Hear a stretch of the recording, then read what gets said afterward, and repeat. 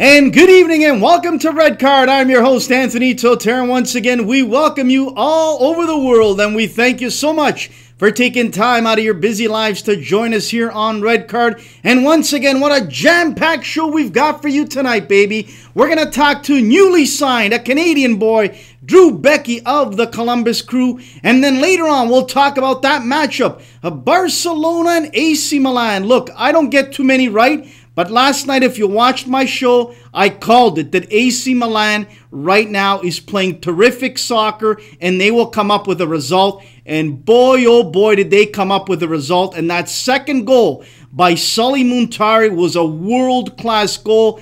And Lionel Messi and Iniesta, to me, today looked normal. That's saying a lot, but we'll talk about that a little bit later on. Right now, without further ado, we promoted it last night on our show, and tonight, right now, joining us is a very special guest, Drew Beckie of the Columbus Crew. Drew, welcome to Red Card, my friend. Thanks for having me. Very excited to be here. Pleasure to have you on. Let's talk about it, Drew. You grew up and you were born in Saskatchewan, and in this time of year, you're shoveling out snow, and it's hard to get good practice time in. Did you ever, in your wildest dreams, ever think that you would be lacing them up and signing a pro contract with a team in MLS? I think you always have to have those dreams. If you don't, then I don't think you'll get to where you want to be. And, being from Saskatchewan, it's obviously, like you said, shoveling snow and playing hockey this time of year. But I always had that dream to do that, and I was glad I got to come to the States and really make that dream come true. Not that, Saskatchewan was a bad place, but, I really developed here in the States, and I couldn't be more thankful for that. Now, Drew, let's talk about your development. A lot of people, Drew, say you're really an athletic right back, but are you more comfortable maybe playing center back, or are you comfortable more in playing the right back position? I'd say I have a lot more experience at center back with Canada and at school and learning that over the years. But I love both positions, and if I can be the best I can at two positions, that makes it better for the coaching staff. I can help in depth in that way. But I do enjoy getting in the attack from half back and seeing if I can get some crosses in and getting in the box on headers. But I try to focus on both of those positions and be the best I can be. Now, Drew, watching some of your highlights and reading a lot about you, athleticism is the key word when people describe you. And I think this is so vital and key in playing in MLS and experiencing some preseason action so far as you have. Have you noticed that really your athleticism is so key for your success in this league moving forward? Yeah, definitely. Athleticism is it's obviously something that can't be taught, and God has blessed me with the ability to do great things, jump high, run fast, and all those things that you want to, you need and you can get better at. But the league is so athletic, like you said, and it's good that I have that, that edge, like a lot of people do, some in this league, and it's just now it's getting better at the tactical awareness and knowing where I need to be, and so I can cut out some of, that unnecessary running, that I can do, but you don't have to do always.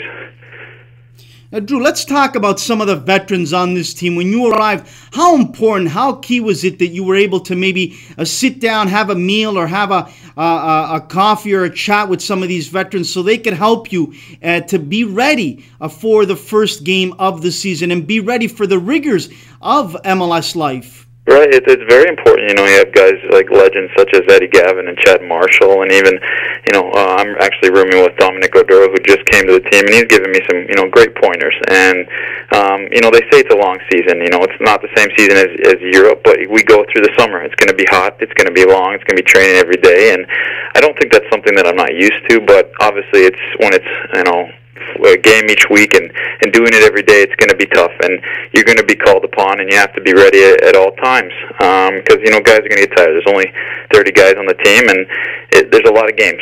So honestly, people are going to get called up for national teams like Haro Arrieta, who's very good, and it's a long season, so they're just, I guess, pinpointing certain things that we can do, ice baths and eat well, and obviously those things go a long ways.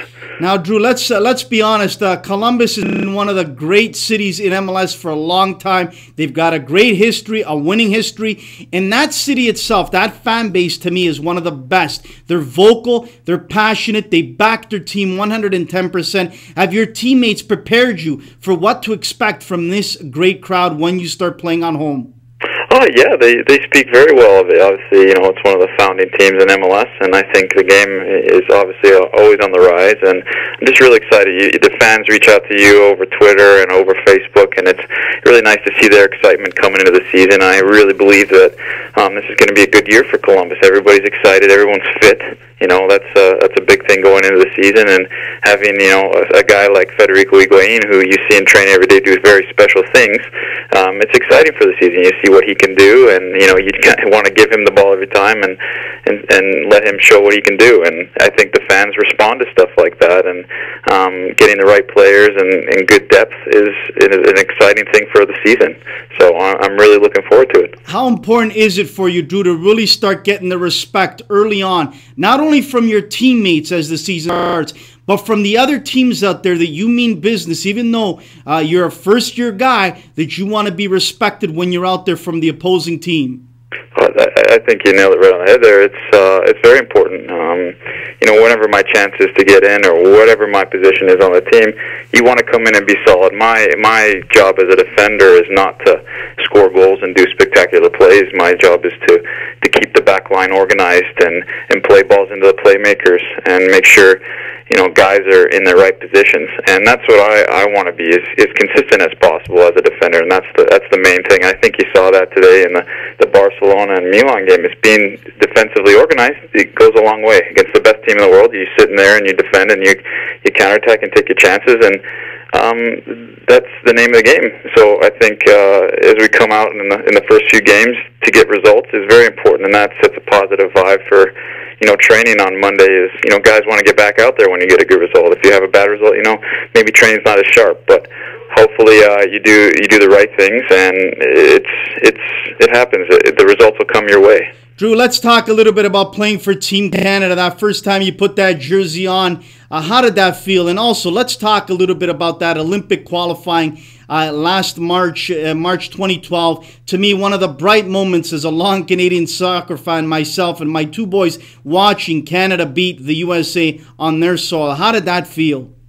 Well, I'd say putting the jersey on for the first time when I was 16 was amazing. It was in Mexico at the Copa Chivas tournament, and a good tournament. I don't think at that age I really realized the significance of putting that on and how, I guess, special it was. And I did really realize that during Olympic qualifying last March, and we knew we had something special in the tournament. I think people doubted us, not Canadians, but the media, but we knew what we had, and I think that's the most important part of that. And unfortunately, we didn't qualify, but I think we gained some support for soccer in Canada and opened some eyes. And that win over the States was very memorable. And although I wasn't on the field for it, it was great to sit back and watch that game. And I couldn't be more excited and more honored to be a part of that team going forward, and hopefully we'll see in the future if I can get into a senior team camp and see what we can make of it. Drew, you have worn that Team Canada jersey, and as I've said to you,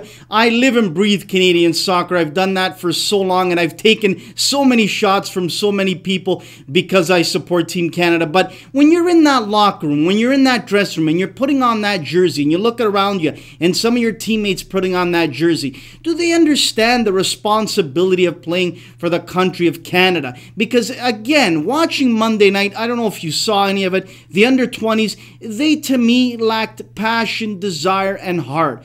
What was in your mind with that Olympic team that really showed that you guys had heart and passion and desire when you beat the States? Well, I guess it kind of looks into the game. We kind of had a game plan. Fonseca drew up a great game plan, and the guys really believed in him. And having, although Stephen Hart's not there, having him there was another point of motivation. And the guys just really they clicked on and off the field, and we just felt like we were better than what Canada stood for, I guess, in the minds of other people. And we want that to be a catalyst for what happens in the future. And I think that the youth can bring it up. Although it's a disappointing result for the U20s, I think they're bounced back. There's some great players and some great leadership, there with Donnell Henry and Samuel Piet, and who was on our team there. So I'm really excited to see where they go, and I hope that the media and the people of Canada can spark that passion to them, in their next game against Nicaragua, because they really do need it. And Canadians pride themselves on being that hard-working, blue-collar type of attitude, and it's tough to see when the national team doesn't portray that. And so hopefully they can do that in the next game. Well said, Drew, because I live and die by each Canadian game, and I've been dying a lot more than living watching this Canadian team for the last number of years. But Drew, the last hot topic the last few days here in the local area has been that people do not want to keep, leagues do not want to keep scores anymore for children up until the ages of 12, and then after 12, start keeping scores. I'd like to hear your thought now as a pro player in MLS. Do you think it's important that scores are kept for kids up until the age of 12, or not at all? That is a tough topic, a tough question. I think you're obviously going to find teams that are scoring lots of goals against teams that are not as good, and you're going to have vice versa. But I think you should keep the score. It gives a competitive, edge in my opinion. In the States, I guess, obviously, because I learned here, there was always a score. Obviously, there's been a score, and you pride yourself. There's going to be blowouts, and sometimes you feel bad for the competition, but then again, it's a game, and you know what to expect going into it, and you have to prepare yourself for the game. And as kids, you want it to be fun and enjoyable, and to learn certain characteristics as a child. But for Canada to take the next step, and I don't know if the States have done that yet, but they're obviously ahead in the development. There has to be that competition from a young age to know that this is what it takes to get to the next level and to be the best you can be. But there has to be a balance, within the coaches saying, if the score is too high, then you back the team off a bit and you focus on other things, such as, keeping possession. And I remember a time when I was back in Saskatchewan, we had scored a lot of goals, and, my father brought us back, and we're sitting in the half and just trying to possess the ball. But, that doesn't always happen, and it's a hard thing to teach. So that's my view on it, though. But then God bless your dad for doing that, because some other coaches would say, you know what, too bad. If they're not as good as us, they shouldn't be playing with us at this level. But your dad had the decency enough to keep you guys back to pass the ball around. Now, speaking of your family, who has been so instrumental, so vital to where you are at today, signing your first pro contract? Who has helped you along those bumpy days, Drew? Oh, I'd definitely say my mother. My father passed away when I was younger, so she had to take a lot of the emotional toll and the financial toll on herself to keep 4 kids going, and I can't thank her enough for what she did. I don't know how she did it, and I know there's mothers out there today doing the same thing, and fathers doing the same thing, and I hope the best for those families, and she's been great, and I couldn't be where I am today without her, driving to practice and then having to leave and go take my sisters somewhere else, and then coming back to pick me up and working at the same time. So she's been very instrumental in what I've done and what I will do. Talk to her as much as I can, but she's set a lot of values in me that I hope to pass along to whoever I come by, and if there's ever anybody that is in the same situation I was, I hope I can lend a lending hand there. So she's been really great for me. How nice has that been, Drew, when you got drafted and now signing your first pro contract, to really sit back and reflect on all those long drives that Mom put in, all those games, those tournaments, and sacrifice time, money out of their pocket, and to see now that smile on you and that gratification of you living a dream, that's got to feel worth more than any money can buy, Drew. Oh, yeah, no, it's amazing, and I think that gets lost on a lot of players, reflecting on who brought them and who got them to where they are today, and I hope a lot of players are show gratitude to where they are today, because I know my mom put a lot of money in for me to be where I am today, and it will have a return on its investment, but that's the point. That's not the point. It's that she pushed me to be the best that I could be, but when I was down or whatever, she just you picked me back up and told me to keep working hard, and I think sitting here in Florida during preseason, and when I'm tired or when I'm sore, I just think, who cares? You're here playing professional soccer, and a lot of people don't get to do that. A lot of people have to go work 9 to 5. I work 9 to 10:30, and it's amazing, and I can't thank everyone that helped me turn this road enough, and I hope I can continue to do it throughout my career. You got things in perspective. Well done, Drew Beckie of the Columbus Crew. But I want to talk to you also about some great stuff you're doing away from the pitch. You're a humble guy. You don't want to talk about it, but I will. You do a lot of work with Special Olympics. You also help out at the local soup kitchen. To me, that says a lot. It's not all about the wins, the losses. It's not all about, a lot of times we see, let's be honest, these athletes going to make visits, and all the media comes following them to different hospitals. And I think that's great too, but you don't need to publicize that. But the things that you're doing by doing this for Special Olympics and going to the local soup kitchen, not many people know. Well done on you. Why did you decide to do these things? Well, I think it starts a lot with the University of Denver, too. They do a very good job of volunteering in certain situations, whether that be, the walk for cancer, or we did a goal-a-thon for the Susan G. Komen Foundation and stuff like that. So a lot of it, I try to get involved as much as I can. At the University of Denver, I was in this group called the Student Athletic Advisory Committee, and we tried to set up as many events to help those who are less fortunate to, get into a position where they can come to a university. It may not be the University of Denver, but, get a secondary education. And in high school, I did the Special Olympics program, and it's great to see the smile on their faces because they enjoy that so much, and they don't get to do those type of sports or, all the time. So it's as much as us going out there means to them, it means more to us because, you see somebody that is at less of an advantage than you are, and to make their day better is, better than any, paycheck you can get, better than any, mark on a test, whatever you want to call it. It's much more gratifying that way. Drew, I can't let you go without giving a tip to the youngsters out there. The youngsters that might be on the bench, Drew, that might be low in confidence by not getting the playing time because the coach doesn't believe in him or her and are struggling. But they have a dream like Drew Beckie has, and they want to be where you're at. What do you want to say to those kids? I think it starts... it starts with yourself and getting on the ball as much as you can. And in Canada, I know the weather's not good, and I know there's more indoor facilities popping up, but get on the ball. As cliche as it is, you see basketball guys dribbling down the hall in school, whatever. Dribble the ball everywhere. Watch the games. Watch Milan and Barcelona. Try to surround yourself with the game as much as you can. Learn and look online. Watch videos. You see those cool Cristiano Ronaldo videos on YouTube. Watch them. Watch how gracefully he can move the ball and do those cool things. You might not be able to do that, as you get older, but you can work towards that.